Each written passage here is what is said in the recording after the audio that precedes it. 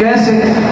اگر ایمان میں تھوڑا سا بھی شرک شامل ہو گیا، ایمان میں، ایمانیات میں تھوڑا سا شرک شامل ہو گیا تو ایمان گیا، اعمال گئے۔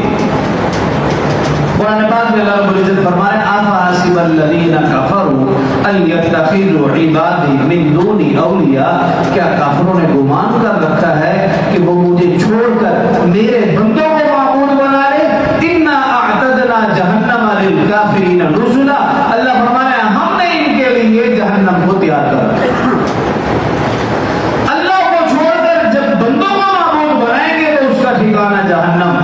اور پھر اس سے اگلی آیت ہے، اللہ فرمایا فحبطت اعمالهم، ایمان تو گیا ہی گیا، فحبطت اعمالهم، اللہ فرمایا ان کے سارے اعمال ضائع، فلا نقیم لهم یوم القیامت وزنا، قیامت والے دن ان کے اعمال کا کوئی وزن نہ ہوگا۔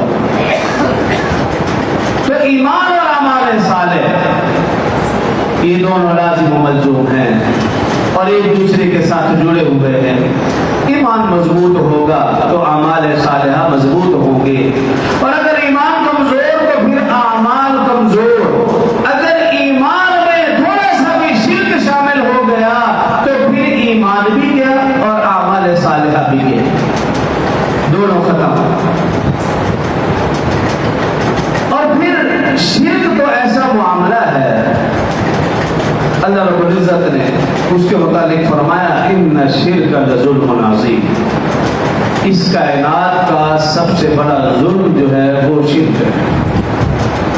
ان اللہ لا یغفر ان یشرک بہ، اللہ فرمائے بے شک میں شرک کرنے والے کو کبھی معاف نہیں کروں گا، ویغفر ما دون ذلک لمن یشاء، اس کے علاوہ جس کو چاہوں معاف کر دوں، ومن یشرک باللہ، اور جو اللہ کے ساتھ کسی کو شریک ٹھہرائے گا فقد ضل ضلالا بعیدا، وہ بہت دور کی گمراہی میں جا پڑے گا کہ پھر وہ ایمان کی طرف آ ہی نہیں سکتا۔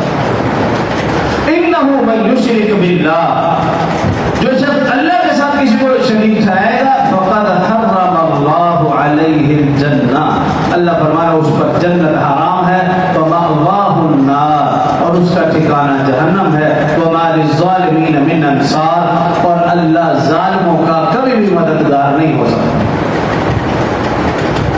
تو شرک کی معافی نہیں، ایمان خراب ہوتا ہی شرک سے ہے، جب ایمان خراب تو اعمال خراب، اور جب ایمان اور اعمال یہ دونوں ضائع پھر انسان کے پلے کچھ بھی نہیں رہا۔